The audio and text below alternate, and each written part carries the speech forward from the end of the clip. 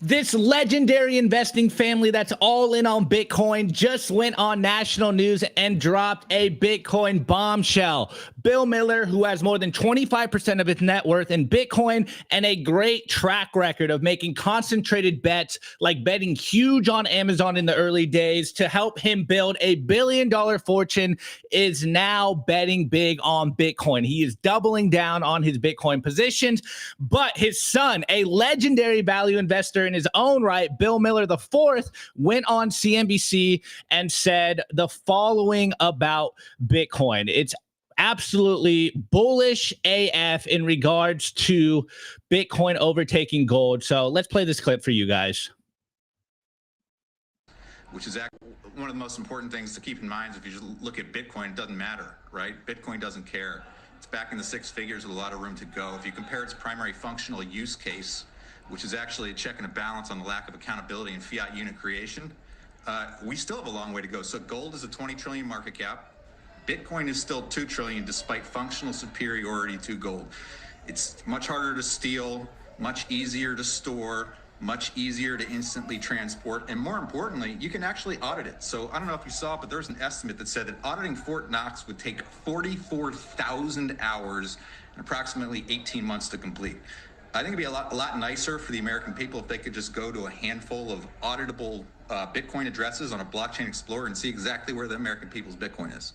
Absolutely love to hear it. One second. One thing I liked about this is what he said about Bitcoin being functionally superior than gold. You know, of course, he's talking to the gold bugs out here. So I think this is a bombshell interview. Of course, I'm here with Chris. Chris is filling in for Nico today. But man, these guys are legendary value investors. Bill Miller III, his father, and Bill Miller IV. This is Bill Miller IV, and he's going out here on CNBC, essentially shooting the signal out there and saying that, hey, you know, gold's at 20 trillion market cap, Bitcoin's currently at 2 trillion market cap, and Bitcoin is superior to gold. The interesting thing about this is what we always say on the show. The Bitcoin memes are going mainstream. Yes, I'm not the biggest fan of Bitcoin as digital gold, but it is an easy way for people to kind of wrap their heads around what Bitcoin is. A lot of people are very familiar with Bitcoin or gold as hard money, you know, something that's an alternative to the fiat system. And now we just continue to get the signal beat out there into the mainstream about Bitcoin being superior to gold. Now, moving forward, it wasn't just the son, Bill Miller IV, talking about this. There's an interesting headline by Bill Miller III, who, like I said, legendary value investor. He's kind of known for just doubling down on the big wins, the big bets, kind of what Saylor always says. And actually, he was orange pilled by Saylor and kind of was the start of kicking off this institutional FOMO.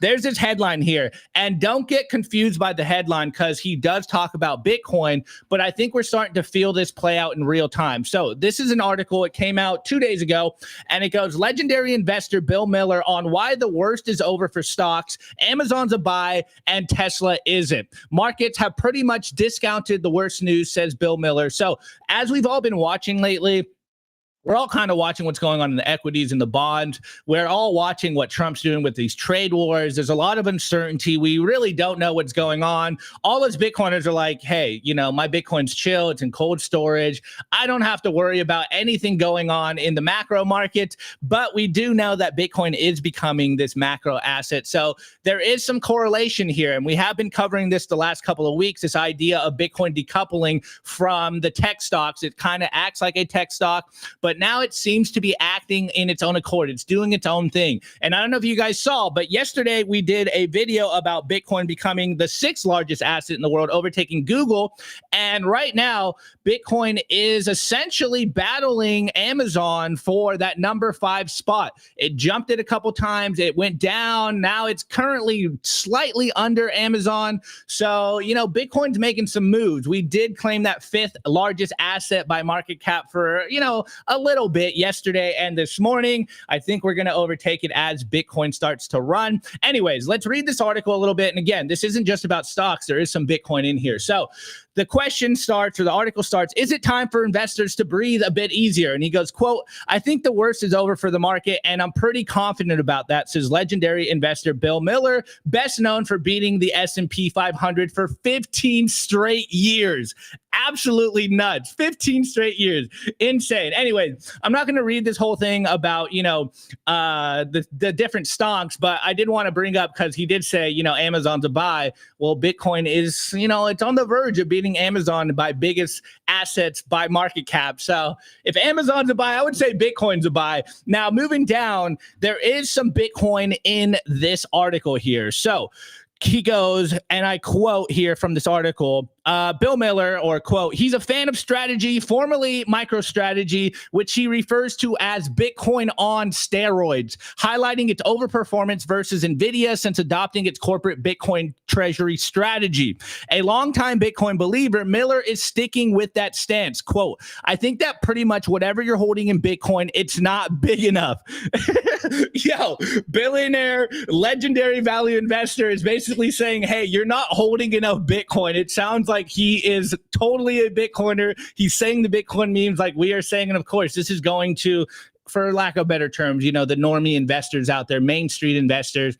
And now going further, he said it's a shelter in case of a dollar storm and trading, quote, way too low for the fact that it's now got a favorable regulatory environment. Also, if the U.S. starts to buy Bitcoin strategically, other countries will follow, and it's a fixed supply. Now, this was just a little afterthought kind of in this article, but I think that's the main signal here that we constantly talk about. The message is getting out there that, hey, if you want to, as he did, beat the S&P 500 for 15 straight years, you probably want to double down on this Bitcoin position. You're probably not holding as much Bitcoin as you would like, considering we are going to see some incredible gains here. Now, I went over to his Wikipedia just for you guys to kind of grasp, who this Bill Miller guy is.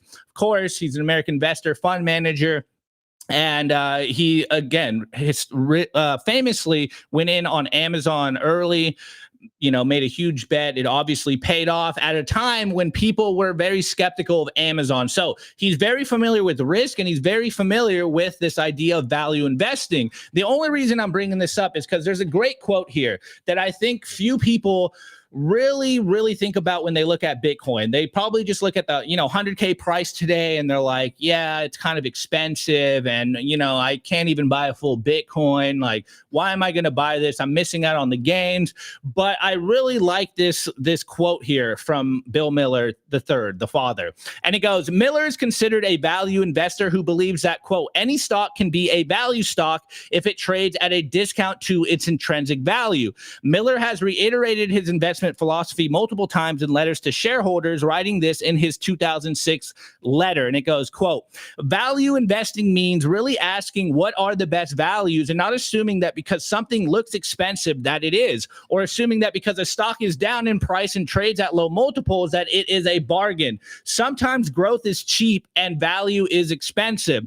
The question is not growth or value, but where is the best value? And they construct their portfolios by using this factor diversification, finding the best value. This is what it means to be a value investor, is to look at different, assets and stocks and make up your own mind and be like, hey, is this thing valuable? Is this thing underappreciated? Are people not looking at what's really going on and noticing that this might be the best bet that there is out there? And it seems like they are doing the same thing with Bitcoin. I saw looking into a little more of the data this morning. They're betting pretty big on GameStop, MicroStrategy, and Bitcoin. And of course, we all know what's going on with GameStop. They're kind of dragging their feet here. They should be, deploying their, I think it's $4 billion of cash in Bitcoin already. They've already missed about like a 20% gain. I saw some number, it was 6 billion. I saw some numbers yesterday. It was like if GameStop had deployed their total 6 billion of cash into Bitcoin, by now they would already have increased 7.5, gotten that to 7.5 billion just since they announced it. So you're starting to see that this idea of value investing in Bitcoin is catching on. Obviously, us Bitcoiners and you guys in the chat, we're very huge on this idea that Bitcoin is obviously totally undervalued. This is, as I would say, the only thing you should probably be owning right now, considering there's so many uncertain macroeconomic factors going on right now. You want to have a neutral fixed supply asset that can't be Wow, I'm blanking on it. Can't be debased. Can't be debased. Wow, I was going to say deployed. Can't be debased. And here we are. The signal is getting out there, guys. Like, you know, as much as the new meme of the suit coiners is kind of becoming a, you know, a new rhetorical tool that Bitcoiners are using to kind of, you know, do purity tests or whatever the institutional money is here and they're looking at Bitcoin. They have to all be looking at Bitcoin. We showed you the chart last week, a couple weeks ago, where when Bitcoin did kind of decouple, every investor had to look at Bitcoin and, you know, make up their mind. Why is Bitcoin not going down when the stock markets are down, when treasuries are down? Like, what is going on here? And so we're starting to see a fundamental shift in the ideology, or rather the understanding around Bitcoin. And I think it's going to happen a lot quicker than we believe. Of course, we've been seeing a lot of analysts in the last week essentially say, hey, I was way too bearish. I was way too conservative. We've seen some of the biggest banks in the world, you know, trillion-dollar banks, not only get into Bitcoin and talk about deploying capital into Bitcoin, trying to custody Bitcoin products. We're seeing their analysts be like, yeah, I think 120K by the end of the year was way too bearish. And I know for a little while, Nico was on the show being kind of bearish on the show because of the price. But I'm starting to get the tingles. I'm starting to feel like, yes, this is going to be a great end of the year. And I'm here for it. Let's stack some sats. Let's continue to cover the news. Anyways, I've rambled enough. Chris, what's your thoughts on this? Rather, maybe start with, what's your thoughts on the general trend or narrative around Bitcoin shifting in real time? Yeah, well, I actually want to start with the Bill Miller point, but then I'll circle back to like the general sentiment. So Bill Miller, legendary investor, he was the founding partner of Miller. I believe it was Miller Capital. Miller Value Capital. Miller Value Capital. Thank you. But he actually attended a lecture at one of the universities, I think probably in MIT or some area like that, back in 2012, that was talking about Bitcoin. And he actually bought his first Bitcoin back in 2012. Obviously, like most people, you buy a little Bitcoin, you don't really know what you own. And ultimately, I don't know if he sold that position, but he began rebuying again in 2014. So still, I mean, if he's been buying and keeping a position, to my knowledge, since 2014, now 11 years later, he's been in Bitcoin longer than most people have. And, you know, he's a super, like I said, he's a value investor. He believes in like valuing stocks, equities, bonds, or valuing things based on where they're going and, you know, what they are, not based on what the current price that they're trading at is. So I know famously in 2021 or 2022, he basically said, yeah, my portfolio right now is 50% Amazon, 50% Bitcoin, and I'm very comfortable with that. And you would have thought the CNBC hosts were like, what the hell? This guy's insane. Like, don't listen to this guy. And like, you know, I think there's a lot of wisdom in a lot of the older hedge fund guys. The ones that come to mind, so aside from Bill Miller III and his son, are very smart, but Paul Tudor Jones, Tim Draper, who's the other one? Stanley Druckenmiller. There are all people in the past that have talked about Bitcoin and basically saying how they believe it is a great asset to own. Obviously, they own many other things like stocks, bonds, gold, Bitcoin, but like they've been talking about beating the drum at least the last 5 years, if not longer, all of them talking about how Bitcoin's a great asset to own. And as we debase the currency, it's the best and, you know, the fastest horse you probably want to own. So with that being said, I think the current market sentiment right now is, I think Opti was right. There's been a lot of chop, or a lot of like, you know, we hit the all-time high in January, and then we've kind of been steadily declining down into the 70K range, and people are going a little stir crazy. Like, yo, this is the worst bull market ever. You know, the halving happened last April or last March, and now we're sitting here over a year later. It's like, what the heck? Normally I was told 6 to 18 months later, we have this incredible bull run, and that has not been the same. So obviously I think that, you know, history will repeat itself. You know, history doesn't always repeat itself, but it rhymes for sure.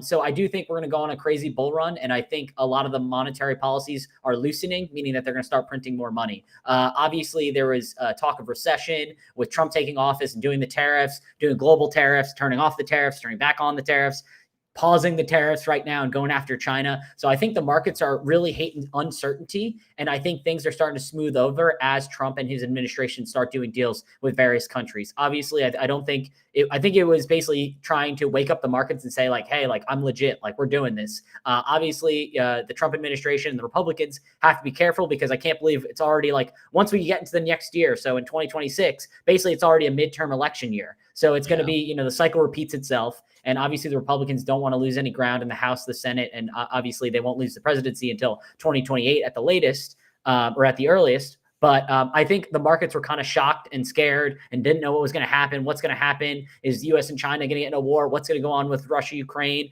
What's going on with the Gaza? Like, there was a lot of uncertainty, and the markets hate that. They like certainty. Not that the markets can always be certain, but like they like a direction and a path that they're going. And I think we're on a better path right now. As we can see, Bitcoin's over $103,000 right now, or $102,000 last time I checked. And then obviously the stock market's kind of rallying as well. But I think all's good. And also I know our good buddies, Lawrence Lepard always talks about how gold rallies first. And we saw gold has been rallying a lot in the last couple months. So gold normally rallies first, and then Bitcoin rallies hardest. So I do hate to say that we're gold, simply gold now, but like we simply evaluate gold and then we say buy more Bitcoin. But yeah, I think we're going to go on a good tear here.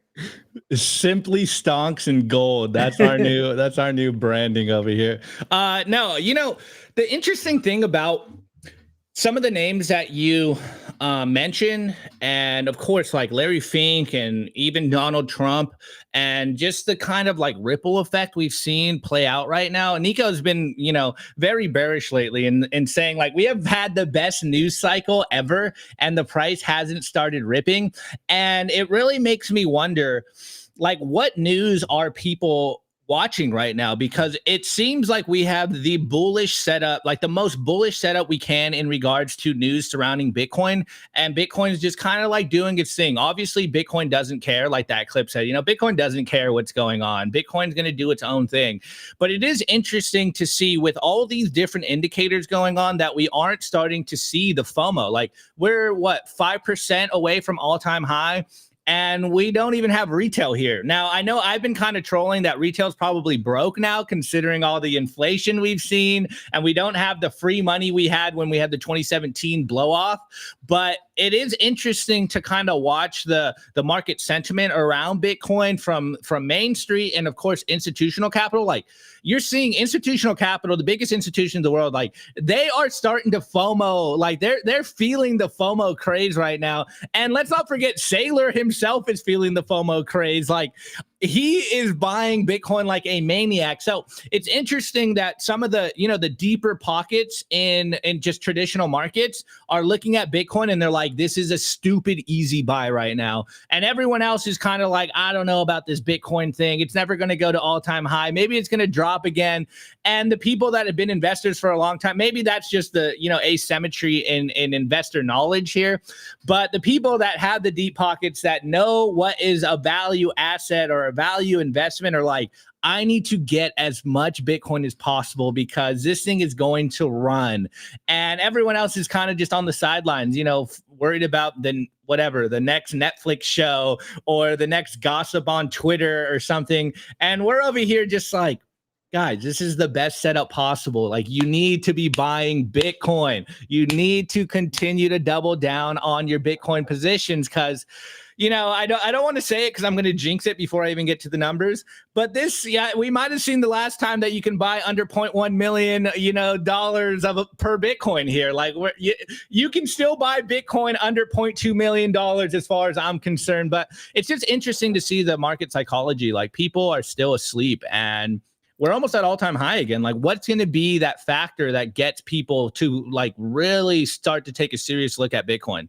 Yeah, I think there's a few things I want to add. So one thing that I just saw, there was a chart that there's over $1 billion in short interest at $110,000 Bitcoin, meaning that people are expecting, they're shorting it, saying it's not going to break an all-time high and go down. Normally, when people use leverage, like I said, a fool and their leverage separate themselves and their Bitcoin. So I am not one to advocate for using leverage personally. I don't. But, buyer beware, if you do that, that's up to you. So I do think Bitcoin's going to do what it historically does. It'll, potentially wake up, it'll liquidate all those people. We'll go to like maybe 115, 110. This is completely hypothetical. And then everyone's like, yo, the bull market's on, let's leverage long. So then they start leveraging long instead of short. And then what happens? Bitcoin drops, wipes all those people out. So then we're going to drop down to 100K, 105K, 106. Like, oh, well, we're not at what the previous all-time high was. And then all of a sudden, after all the leverage gets wiped out on the shorts and the longs, then, we'll be stagnant and people be losing their minds. We're not going up. We're not going down. What's going on? And then all of a sudden we'll just go crazy up or crazy down and the cycle will repeat itself. but I think in the long run,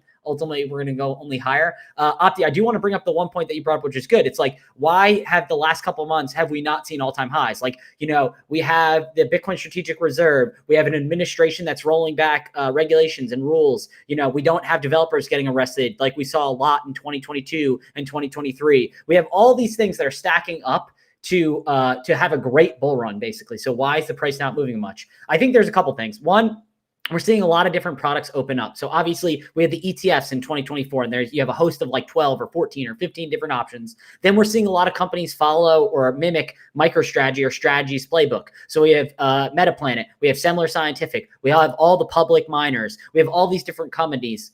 We saw Fold go public on the NASDAQ. So I definitely think, one, it's a lot of, the fear in the markets, as we mentioned earlier with the tariffs. Everyone's kind of uncertain. They just kind of want to keep their cash or their assets close to their chest. They don't want invest capital or deploy capital differently. They kind of want to wait and see. And then two, even when they have capital to deploy, they're deploying it in a lot of other things. Obviously on the show, we like to keep it simple. Buy Bitcoin, take it into self-custody. That's what you keep doing. Don't buy stonks, don't buy bonds, don't buy gold, don't buy all these other things. We recommend take sats, buy them wherever you want. Bitcoin Well is what we recommend, and then pull it into cold storage. And then, you're good for the long run there. But I think the diversification of different assets, obviously Jack is doing, Capital 21. There's all these different companies and different options. Stay focused, eye on the prize. You want you and your sats. You don't want any stocks. You don't want bonds. You don't want all those. Obviously you can buy them if you want, but there's different risk profiles for those. Bitcoin in cold storage, when you have a robust setup, is the way that you want to go personally.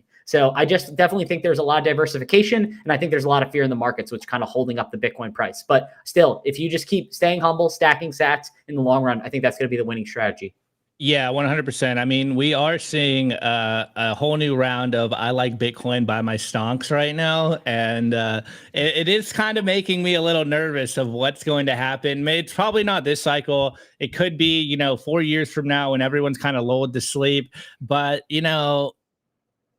I think it's a non-zero chance that we might see a rug pull from one of these, Bitcoin corporate treasury companies. Hence why we're like, look, just buy Bitcoin. Yes, maybe you're missing out on some of the fiat gains, but I sleep better at night knowing I have Bitcoin, and you guys can, get a little extra gain on top, as Bill Miller said, like MicroStrategy is Bitcoin on steroids. Like, that's cool. I'm all natural here. I don't need any juice. I just don't need gear. Yeah, don't need gear on my Bitcoin. I just need some Bitcoin. Anyways, man, we got a great show for you guys. So in the numbers, I got some numbers here for you guys in regards to Bitcoin just outperforming all the markets, and what could be an ideal portfolio for a lot of these people that are a little timid on Bitcoin. And then we got some news coming out of the Office of Comptroller about banks being able to custody Bitcoin, big stuff. And then in the culture, Nico sent me a really cool screenshot, which kind of relates to the conversation we were having yesterday with Uncle Rockstar. We've been getting called clickbait scammers here on the show all the time. And yeah, we're scamming you into profits, and someone ran the numbers for us. So this is going to be fun. Anyways, before I move on, I do want to say, guys, make sure you smash the like button, hit the subscribe, and of course, comment on the show. Let us know. Are we overly bullish? Do you, are you all in on gold? Gold bugs, give me some hate in the chat. And of course, give a shout out to our lead sponsor. Chris brought it up, Bitcoin Well. Go to bitcoinwell.com/simplybtc and sign up, and you will win a chance to get 3 tosses into the wishing well, where you can win up to 1 million sats. And of course, the reason we love Bitcoin Well is because they are self-custody by default, which means they can never rug pull you. You need a Bitcoin wallet when you sign up. So right when your dollars go through or your fiat goes through, you receive Bitcoin. They never hold your Bitcoin. This is to ensure that you never get rug pulled. This is why we love the boys over at Bitcoin Well. Now, of course, it is Friday, so we'll play the wishing well game for you guys. Hold on, I'm logging in real quick. Here we go. Of course, when you sign up, you get 3 tosses into the wishing well, and every time you buy Bitcoin, you get more points, so you have more chances to win 1 million sats. So hey, pull out your Lightning wallets. Maybe the 1 million sats is coming right now. We shall see. Drum roll, please. Let's see. First come, first serve, and you win 675 sats and some alpha for you guys. Rumble is faster, so maybe you guys want to pop over to Rumble. I didn't recommend that. I didn't recommend that. All right, guys. On that note, let's get into the show.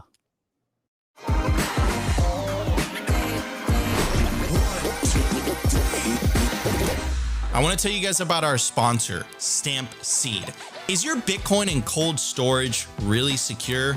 Are your seed words really secure? Stamp Seed's do-it-yourself kit has everything you'll need to hammer your seed words into commercial-grade titanium plates instead of writing them down on paper. Don't do that. Paper sucks. You want to literally stamp your seed into this plate of titanium. Your words are actually stamped into the metal plate with this hammer. So once your words are in, they aren't going anywhere. No risk of the plate breaking apart and your pieces falling everywhere. Titanium stamp seeds will survive nearly triple the heat produced by a house fire. They are also crush-proof, waterproof, non-corrosive, and most importantly, because this is generational wealth, time-proof. All things that paper is not, allowing you to hodl your Bitcoin for the long haul. I mean, here is the plate that they crushed. They put in water, they put a blowtorch to it, and as you can see, the words have survived. Stamp your seed on Stamp Seed. And you can use promo code SIMPLY to get 15% off anything on their store. Head over to stampseed.com today. All right, guys, scan the QR code and use the promo code SIMPLY to get yourself a titanium kit to ensure your generational wealth. This is the way, guys. Do not leave your seed phrase in a piece of paper in your sock drawer. On that note, shouts out to Kaz, Big Diesel, Nelson, who's always, advocating for the likes. Smash the like, guys. It's free. Let's get to 150 before the end of this segment, and let's get this pushed out into the algos. Okay. I'm on Clark Moody's dashboard. Yes, guys, I did do the full Nico beg. You guys caught me. It's a Friday. All right. The current Bitcoin price is 102,420.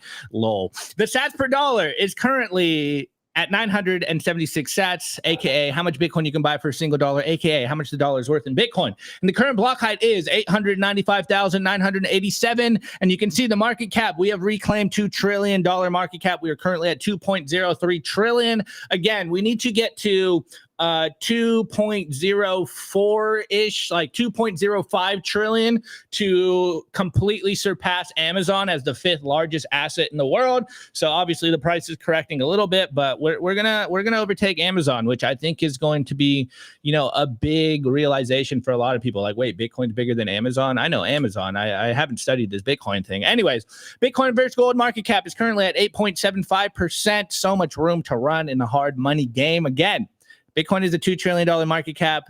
Gold's, I think, roughly around 22 trillion. We're coming for that market cap. That's a 10x plus here. It is going to happen. It's an inevitability. The total percentage of Bitcoin that will ever be issued is currently 94.58%, roughly 19.862 million Bitcoin. And the realized monetary inflation, 0.84%. And I added the decline from all-time high just because it's fun. We're chasing the all-time high again. We're currently down at negative 6.3% from all-time high.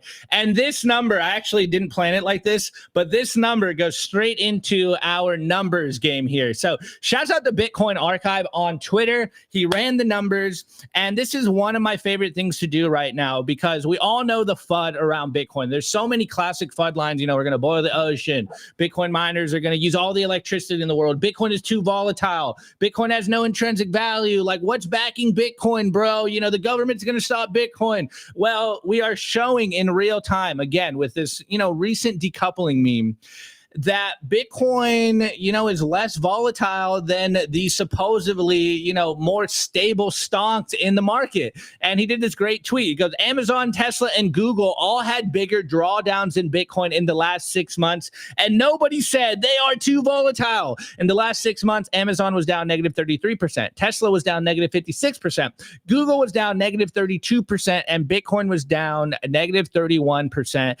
Bitcoin is volatile, sure, but only Bitcoin bounced back to push for new all-time highs. As we always say, buy the dip. Only Bitcoin is the thing that'll go down and then rip back upwards at a, who knows at what time frame, but it's inevitable. It's going up forever. Well, I hate to use inevitable, but it's going up forever. We don't know when it's going to happen, but I love this metric here because I'm sure if you're talking to your friends and family or someone that's like an investor and they're in the stock markets and equities and stuff, they're always like, oh, Bitcoin's too volatile. That's kind of the main thing you hear usually from people. It's like, oh, that Bitcoin thing's cool. Like, enjoy your gains, but it's too volatile for me. Well, everything is volatile. Volatility is life. And Bitcoin was less volatile than some of these name brand stonks out here that probably all of your friends are owning. And yet Bitcoin is the only thing that is ripping back towards all-time high. So, hey, Bitcoin is volatile, sure, but so is everything else when you see all this uncertainty in the markets. And now moving forward in the numbers, Bitcoin and traditional assets like Bitcoin has vastly outperformed the S&P 500, which is basically in everyone's 401k and retirement. And it doesn't matter what year you look at, Bitcoin has vastly outperformed the S&P 500 and gold. So I know logically when you speak to people, the logic doesn't get through. Your arguments don't get through. It's emotional arguments that really get through. But when you really put the math down, Bitcoin is the best thing, period. It doesn't matter what you're looking at. Yes, it's volatile. Yes, it performs better than everything else. Volatility is life. This is why you want to buy some. And we were going to put this on the show a couple of days ago, but I saw this chart and I thought it was really interesting. So Cointelegraph tweeted this on May 6th, and it goes, insight, a 3% Bitcoin allocation outperformed cash and money market funds since 2020. Again, only a 3% allocation into Bitcoin has outperformed money market funds, cash, and of course, I would say everything else. But I think we're starting to see a lot of data where when people come in and they say, Bitcoin's too volatile, like, oh, it's not been tested yet. We have so much data now to show that even a small amount of Bitcoin in your portfolio is going to vastly outperform everything else. Again, I've been saying it constantly the last couple of days. The only thing you need to do is get off zero. Even if that's 1% of your portfolio, 0.5% of your portfolio, you just need to start. And now I know a lot of people still kind of look at Bitcoin as this untested asset, the speculative asset, but the numbers don't lie. It's outperformed the S&P 500. Only 3% portfolio has outperformed everything else since 2020. And of course, Bitcoin was volatile, but now it's the only thing going back up. Oh, did none of this come up? Have I just been? Oh, okay, my bad. Let me show you this. And Chris, you talk while I show this. Apology, guys. I thought no, that came up. Yeah, that was good. I was just going to add to what you were saying. So I know that you said a 3% allocation to Bitcoin and 97% to cash. What was you said it outperformed what again? Money market funds and cash itself. So only 3% Bitcoin allocation outperformed cash and money market funds since 2020.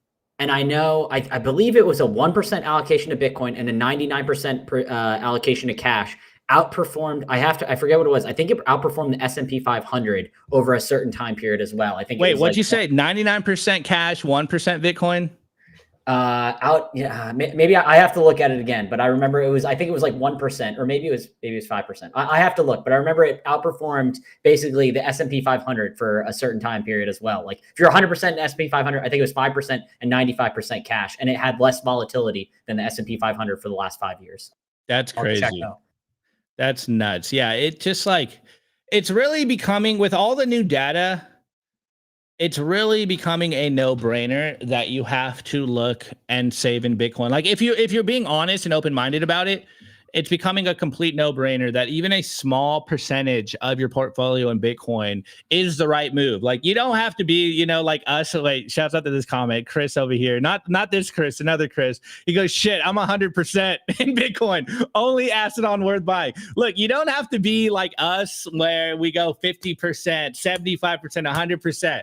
all you really need to do is get off zero. You just have to play the game. You need to have some of your portfolio in Bitcoin. Now, of course, I'm probably not talking to institutional investors here on the show, but I'm trying to bring up all this data. So if you're like kind of new to Bitcoin, if you kind of just clicked on the video and you're still watching the show and you're still wondering, maybe I need some maybe you're like, fool, Bitcoin is the dystopia thing here. Like, even if that's the case, man, you know, you should probably hold a little bit of Bitcoin, even just for the price exposure. You don't have to be here for the revolution like us, but if you are, you're going to vastly outperform. Okay, so here I got it from Chris.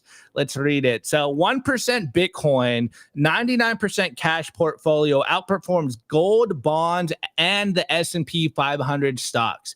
I will warn that this was over the time frame of the 1 year of 2018. So that was obviously kind of an outlier, but it's good to show. I think, like I said, you can risk adjust it that like, hey, nowadays, if you have 5% Bitcoin and 95% cash, you will still outperform. Obviously, you're taking more risk by having a larger risk, quote unquote, by having a Bitcoin position. But I think you'll find the 95% in cash is actually the more risky option than the 5% Bitcoin. So yeah, I mean, I love how we flip the meme where it's like Bitcoin is the risky asset, and we're like, no, cash is the real risky asset here, dude. Do you understand what's going on? No one wants to hold cash. Literally, no one wants to hold cash. And we have examples to prove it. Oh, you're in Nigeria and hey, they're getting rid of large denomination bills. Hey, you're a Canadian trucker and they want to shut off your bank accounts. Hey, what was the other thing? Silicon Valley Bank is collapsing. You know, they're potentially not going to make you whole on your deposits. They ultimately did, but they can. Hey, like all these different things of like either Ukraine and Russia, the Ukrainians and Russians, they're fighting a war and their own governments, you know, whether you like Russians, whether you like Ukrainians, whether you don't have a dog in the fight. If you're Ukrainians, they only allowed you to take up to, I think, $200 to flee the country. And if you're a man, 65 and younger, you had to stay 18 to 65. Only women and children are allowed to leave. If you're a Russian, you got cut off the SWIFT system and you couldn't send money at all. So basically two people that are fighting a war and, you know, their civilian populations are the ones getting screwed, both of them. So like, it just shows like, you don't have to be the good guy or the bad guy. Like you can get screwed in any way. The Canadian truckers, the Nigerians, the Ukrainians, the Russians, like you name it. Like it's not if I can use my money, it's you have a 2 or 3 multi-sig with yourself, the bank, and the government. And the 2 of those 3 have to agree to allow you to take your money out. Yeah, a lot of the times they do, but with the times they don't, you're shit out of luck unless you have Bitcoin. Yeah, totally. And I wasn't going to cover this today, but you kind of brought it up. You brought something very similar up, so I'll sneak it in here real quick. But we saw this play out this week as well. There's European capital controls right now. So Spain will introduce a 150k euro penalty for failing to report cash withdrawals of over 3,000 euros with 24-hour notice. When state authorization is required to access your money, it's no longer your money. The EU is bankrupt and will try to seize your assets. And here you say, notice of cash withdrawal. If you wish to withdraw more than 3,000 euros in cash, you must notify the tax agency at least 24 hours in advance of the withdrawal. You must also specify the purpose of the withdrawal, and failure to comply with this requirement may result in fines of up to 150,000 euros. So as imagine taking out $3,000 in cash and then getting fined $150,000. Crazy. It's literally crazy. This is why you need Bitcoin. We're seeing the writing on the wall. The EU is very purposely trying to, you know, launch their CBDC. They keep saying it's going to be by October, and now you're seeing capital controls. Whenever you see capital controls, that should be, you know, red flagged. It should scare the living shit out of you because, hey, as we've been saying for a long time, when you give your money to a bank, it is no longer your money. You may think it is, but it's incredible how many people don't understand how the banking system works. Once you let go of that cash, it's no longer your cash. They have full control and autonomy over that cash. This is why we always say, hey, buy Bitcoin and store it in your own cold storage, in your own custody, because this is how you avoid this stuff. So there is a fork in the road here. There's Bitcoin, and then there is this full digital dystopia, you know, where they basically stop your cash. They, you know, put expiration dates on your CBDCs. They basically debank you at will, or, you know, you come join the Bitcoin circular economy and you take your wealth out of the system and you start to interact on a monetary system that doesn't abuse you. I don't know. It seems like a simple solution to me. But anyways, let's get into, very interestingly, some more banks trying to get into Bitcoin. I want to give a shout out to our sponsor, Casa. Casa makes self-custody easy and secure. As a Bitcoiner, I care about holding my own private keys, but multi-sig can sometimes get tricky. Casa nails it with a multi-key security. So even if one key gets lost or stolen, your Bitcoin stays safe. And you don't give up custody, meaning no one could access your Bitcoin but you. No seed phrase anxiety, no single point of failure. I've been telling my friends and family about Casa for years. Their UX and UI on their app is by far the best in the industry. Inheritance planning is built in, and they even offer Casa for Business if you're thinking about a Bitcoin treasury. Hit up casa.io today and use promo code SIMPLY to get 10% off Casa Standard or Casa Premium. Head over to casa.io.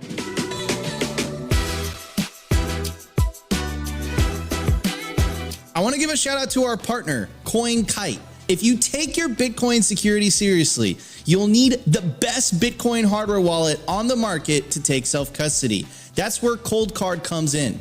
The Cold Card Q is the most advanced Bitcoin signing device ever made. It's got a full keyboard, larger screen, and NFC support, making air-gap signing easier than ever. It's built for power users who want the ultimate security without sacrificing usability. And if you're looking for a battle-tested, uncompromising cold storage, the Cold Card MK4 is your go-to with PSPT signing, an industrial-grade secure element, and USB-C. It's the perfect blend of security and convenience. Both devices are, of course, 100% Bitcoin only, open source, and built by Bitcoiners for Bitcoiners. Secure your Bitcoin the right way with the Cold Card Q and the MK4. Head over to coldcard.com today and use promo code SIMPLY to get 5% off anything on the store. All right, guys, you already know the deal. You need to take your Bitcoin off the exchanges and get yourself a Cold Card Q. This is the literally industry standard best hardware wallet in the game. Absolutely love the guys over there at Cold Card. All right. Anyways, as I was saying, it looks like we are starting to see the FOMO from all the institutions. We've been hearing a lot of grumblings coming from the banks that they're either going to launch an ETF for themselves. We heard, Charles Schwab, Wells Fargo, UBS, some of the biggest banks in the world are starting to create Bitcoin products. We've seen the growing trend of the regulatory clarity around Bitcoin. It's starting to make, not only Bitcoiners, but Bitcoin businesses feel at ease coming back into America, realizing that, hey, maybe they are serious about Bitcoin being the superpower, America being the Bitcoin superpower of the world. Well, we are seeing more and more of that. Now, I will, have my caveat on this afterwards, but let's just hear the clip of what's going on. Of course, Justin, U.S. federal regulator, OCC, the Office of the Comptroller, says regulated banks can buy, sell, and custody Bitcoin. Here we go. More than 50 million Americans hold some form of cryptocurrency. This digitalization of financial services is not a trend. It is a transformation. Here at the Office of the Comptroller of the Currency, we've confirmed that national banks and federal savings associations may engage in certain cryptocurrency activities responsibly in order to serve their customers. OCC-regulated banks may provide custody services, including the safekeeping and secure storage of cryptocurrencies and other digital assets, all on behalf of their customers. The banks we supervise also may buy and sell cryptocurrencies they hold in custody at their customers' direction. Additionally, these banks may provide other custody services, including record keeping, tax, or reporting services for their customers. OCC banks may use a sub-custodian to provide the same services, subject to appropriate third-party risk management practices.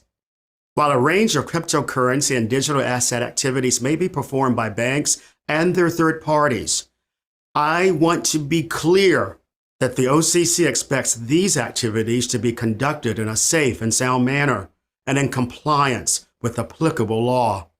To learn more, please visit occ.gov. Okay, so we heard it there, guys. It looks like the banks are getting a green light to go into Bitcoin. And of course, if you've watched this show before, you've heard this clip, so I'm not going to play the clip. But remember, Michael Saylor, the Giga Chad himself, a long time ago, I think it's 4 years ago now. Let me see, when was more than a couple of years ago, said that the three catalysts to take Bitcoin to $5 million have now all officially, I would say, been approved. There's no more roadblocks. Of course, it's going to take time for people to kind of pivot into Bitcoin. But just to refresh you, the three things were: one, the spot ETF approval. It happened. Banks can now custody and lend against their Bitcoin as collateral. Well, they're not fully there at lending yet, but they are custodying that Bitcoin. So I would say 2 is down as well. And of course, 3, fair value accounting from rules from FASB. We saw that it's those 3 things are now done. It is going down, and it seems like we are getting just complete green light here. So my caveat to this, though, guys, is something, I've probably been saying on the show for a while.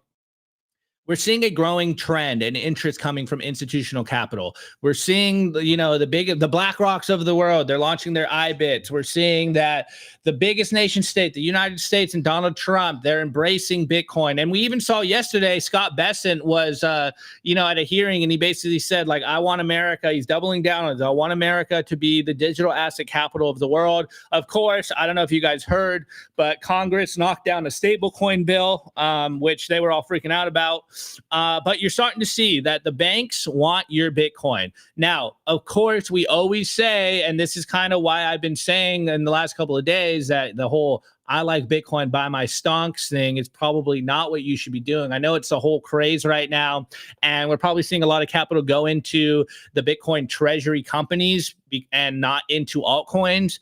I am just a little hesitant on all this because it seems like the Wall Street moguls out there want your Bitcoin. So even though banks are now allowed to custody your Bitcoin, I would highly recommend against doing that. Who knows what rug pull is going to happen? We've seen this play out, multiple times throughout the history of just recent history here. Banks, doing financial trickery, aka the 2008 Great Financial Crisis, and we all know what happens when the banks get in trouble. They get bailed out. Now, there's no bailout in Bitcoin. So if you lose that Bitcoin to these banks, you're probably not going to get that Bitcoin back. But the 3 things that Saylor's been saying for a long time to take Bitcoin to, 7 figures are finally all cleared up. It's seemingly, again, just more bullish news happening where, hey, even though I'm not a fan of banks custodying Bitcoin, we're starting to see that it's becoming way easier for capital to flow in Bitcoin. All these, quote unquote, trusted institutions that the, mainstream trust still, they're all looking and interested in Bitcoin. And if that's not giving signals of where we are headed, I don't know what does. This is not a, tacit approval by Simply Bitcoin to say, hey, go take your Bitcoin to a bank. I'm just saying they want your Bitcoin. They are getting unleashed. I think the capital is going to start to flow in the Bitcoin. As Chris said earlier, it's probably going to be a very bullish end of the year. So anyways, Chris and I forget what your dog name over there, Frank, he's chiming in here. He's saying, hey, don't give the banks your Bitcoin. That's literally what he's saying. He's warning us not to buy it and to give them there. But what's your thoughts on this, Chris? I think it's going to be the carrot and the stick. So what I mean is they may give better lending rates. Like obviously there's many Bitcoin companies that give lending rates that, hey, like you said, you can pledge your Bitcoin, normally over collateralized. Ledden comes to mind. Strike just offered something. Casa, I believe, Fold as well. All these different things have lending ones where it's like, hey, you over collateralize your loan, and they give you an interest rate that you have to pay back normally at maturity or on a monthly basis. So, maybe let's just say those interest rates are anywhere from 12 to 18%, which is kind of high, but hey, it's, obviously it's a new asset class relative to a lot of the other financial institutions and assets, where you can pledge stocks and you can get interest rates as low as like, 1, 2, 3%. Well, let's just say the banks, basically with the backing of the US government, it doesn't matter the administration, Republicans or Democrats, say, hey, if you pledge your Bitcoin to us, we'll give you rates at 6%, which is higher than stocks and bonds normally, but lower than a lot of the other private companies or companies that are in the Bitcoin industry that are giving these lending programs. So, oh, well, that's the incentive to do that. Or let's just say if it's more of the stick versus the carrot, it's like, hey, if you start like exactly like Europe, hey, if you spend a transaction that's over $3,000 in Bitcoin and you're caught, there'll be consequences, there'll be fines, you could be audited for taxes, like all these different things. So I do think at first they're going to try and entice you with like, hey, they're much better interest rates in the private industry. And I say private industry, I'm not saying banks aren't private, but they're kind of like private with the backing of the US government. So I definitely could see that being like the carrot and the stick. As well as, like I said, if you're lending your Bitcoin to someone else, it's no longer your Bitcoin. You're at the whim of the term and the bank and the lending institution. So, and then on top of that, that's not even including rehypothecation of that Bitcoin. So imagine you lend to the bank and they're like, yep, thank you for letting us give your Bitcoin. You're like, oh, like, are you going to put this in a multi-sig contract? Or are you going to like not rehypothecate it? And they're like, hey, like you lent us the Bitcoin. And then you could see on the address that like, hey, that Bitcoin's moving. And then of course they'll give you the line that's like, oh, well, we operate on the fiat system in the sense that, obviously there's only 6% in reserves compared to 94% of our assets that we lend out. So I definitely think, buyer beware. And if you lend your Bitcoin out there, that's something to be wary of. I don't know what was the other question. There was one other thing I wanted to add, but I don't know if there's I don't remember. Yeah, but so I just say buyer beware for lending out to banks and stuff. Like I said, don't want to part your Bitcoin. You don't want to use leverage. Yeah, just buy Bitcoin. Oh, hey, wait, look, breaking. Aurelius Indomitus, I believe, just said we have flipped Amazon again. And I'm over here on asset. What is this? Company's market cap. And yes, can confirm we are back above Amazon. We are the 5th largest asset in the world. Let's go. So, fun game playing on here. Anyways, I have a fun culture segment. This is kind of, I'm going to pat myself on the back here a little bit. Let's just get into it. This one's going to be kind of fun. All right, here we go. I want to give a shout out to our partner, HIVE Digital Technology. Why HIVE in 2025? Unstoppable growth. As the first ever public miner, HIVE's position to quadruple their global footprint, making them one of the world's fastest growing miners in 2025. And with elite operations that consistently top the industry in Bitcoin mined per exahash, HIVE's now headquartered in the USA. They're lean and mean, they're green and clean, and they're rewriting the playbook on sustainable Bitcoin mining.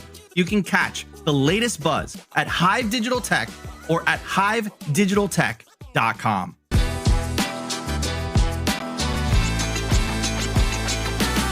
Need liquidity without having to sell your Bitcoin? For more than 6 years now, Ledin has been the trusted choice for Bitcoin-backed lending with transparency, security, and trust at their core. I absolutely love these guys, and I personally not only have an account with them, but also a loan. And some of the key features that I love about Ledin is the fact that there are no monthly payments. You pay at the end of the term. You also have the ability to roll over the loan as well, and you can pay it back whenever you want. Essentially what they do is that they help their clients unlock the liquidity of their BTC, allowing you to hodl while still accessing the wealth of your Bitcoin. They've been battle tested with their focus on transparency, security, and trust, allowing them to build a proven track record of client success and security, helping tens of thousands of clients harness the value of their digital assets with confidence and peace of mind. Learn more about what your BTC can do for you today. Simply Bitcoin viewers get 0.25% off their first loan by using the link in the video/podcast description. What are you waiting for? Head over to ledin.io today. All right, guys. So this is going to be a fun culture. And the reason I'm full screen right now is because, lately I hear you guys in the chat. You guys are like, man, you guys are clickbait scammers. We have been accused of being a part of the clickbait cabal because we are so good at what we do here on YouTube to try to get you guys to click the video. And we kind of joked about it yesterday with Uncle Rockstar. And I just absolutely loved what he said about, yeah, you're scamming people into profits. And he's like, keep doing it. Keep scamming people into profits. Anyways, that's the context for today's culture. Yes, we are playing the game here on YouTube to get views. Yes, we're playing the social media game, but hey, you guys love it. And of course, you guys are very critical at times. You're very vocal, and we love you in the chat. You're the troll box. We love you guys. Anyways, we got this. Well, Nico got this on Nostr, and I just got to pat myself on the back here, man. Just this is us scamming you into profits. So Nico tweeted, the love on Nostr is unmatched. And we got this guy on Nostr, Jason, and he goes, Nico, daily listener of Simply BTC, and the slander of bros and t-shirts was annoying me, so I did a quick calculation. If you invested various amounts at the daily BTC high since Simply Bitcoin started, you'd be up 217%. So a big thank you to the bros and t-shirts. Keep up the good work. And here's his little, the chart here. Current Bitcoin price at 100K. If you invested $1, you would have $1 a day. You would have invested about, 1,383. You would have acquired 3.7 million sats, and your stack value would be 3,746 with a profit of 2,363. Now, same thing. If you invested $5, you would have acquired about 18 million sats at a price of under 7K, and today's value would be 18.7K. Moving forward, $10 a day, you'd invested $13.8 thousand, acquiring 37 million. That value would now be 37.4K. And of course, moving over, if you had bought $15 a day, you would have acquired over half a coin, worth $56,000. $20 a day, you would have bought, 2/3 or 3/4 of a coin worth $75,000. And if you had just bought $25 a day, if you listen to us and you just buy $25 a day since we started, you would have almost acquired a whole coin. So, shouts out to Jason. I really appreciate this. This couldn't have been at a better timing. I'm not going to pat myself on the back too much, but I absolutely love the numbers here. And to think of it, the channel only started back in July 23rd, 2020. So that's less than 5 years. And that's also assuming the worst. You're taking the daily high for everyone. So you're probably even, if you're doing $25 a day, you could almost guarantee that you have over a whole coin, which is insane. In under 5 years, and you could say that you have over a whole Bitcoin. That's wild. Yeah, it's nuts, man. If you just, listen to the 45 IQ Bitcoiners and t-shirts here instead of the people in suits on corporate press, you would be very much in the profit here. So as Uncle Rockstar said, we're scamming you into profit. So, hey, if we scammed you by a clickbait title, at least if you bought Bitcoin the day that we're shilling it and you buy it continuously, you're in the profit, man. So, hey, all I know is it looks like we're doing our job here. So shouts out to Jason for running the numbers for us. That really warmed my heart this morning. I'm like, okay, I'm not as bad as everyone in the chat would make me out to be. We're actually helping people here. So, I really appreciate him running the numbers. And of course, we have been kind of trolling lately. Like maybe we should be wearing suits because then people would probably take us more seriously. But this is just us. This is how I dress normally. Maybe less Bitcoin logos on the stuff, just because I'm trying to avoid people chasing me to my house. But this is just who we are, man. So I love that we got those numbers. I love that we are actually helping you guys. Hopefully we've helped you along your journey. Hopefully, you're stacking harder because we come out here and are stupidly bullish every single day. And also one more shout out to people on Orange Pill app that have been hitting me up and just kind of telling me you guys are my news aggregator, YouTube channel. I know if you guys talk about it, it's important and I don't have to go search for stuff. We're obviously not perfect. We're still human, but we do our best to give you guys what we think is the top news story of the day. Of course, some days, hey, we're playing the game. We're clickbait scammers here. We're scamming you into profit. So, you know, the next time you guys call us clickbait scammers, I'm going to pull up the numbers and be like, well, if you listen to us since we started, you would be in the profit. And all you have to do is, you know, DCA every day. And this is how you win, man. This is the game. So, you know, this is me taking a victory lap here. I don't think I have any victory lap music on here, but we'll throw up. Let's go. So, man, that's my bit for today. But Chris, you want to chime in before we wrap up today's show?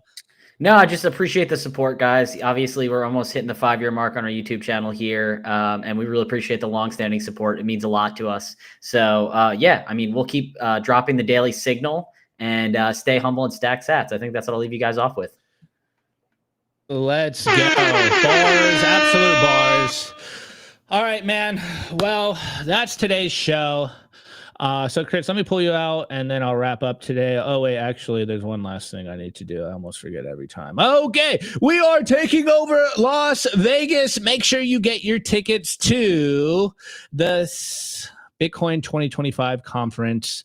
Of course, scan the promo code and use the code, or scan the QR code and use the promo code Simply. And of course, get 10% off. We are going to the Venetian May 27th to 29th, literally 20 days out from now. And if you know, we're gonna double smash this. We're gonna double smash the shills right now. And if you want to be the top Chad at the Bitcoin conference, make sure you get yourself the Simply Bitcoin merch. We want to see you guys in the merch out there. Of course, limited supplies. We just uploaded this to our site. Get yourself a hoodie. The shirts, they're top quality. And I think we're running out of hats, guys. I literally wear this hat every single day, even though here, can you see it? Even though it says Simply Bitcoin, the normies can't tell. So, you know, I've ever since I got the new hats, it's basically my daily driver. It's going to get dirty on me, but you know, it is what it is. All right. Well, we love you guys. Have a good weekend. We will be back Monday. Nico should be back on Monday. And of course, we'll keep you updated. We'll keep you the bullish news updates, and of course, the stupidly bullish price predictions to make you FOMO into buying more Bitcoin. We are part of the clickbait cabal. We are, you know, scamming you into profits. That might be our new company motto: Simply Bitcoin, scamming you into profits. All right. Anyways, I'm out of here, and peace, love. We appreciate every single one of you guys. See you on Monday. Today's episode was brought to you by BitcoinWell.com, a Bitcoin-only platform on a mission to enable financial independence.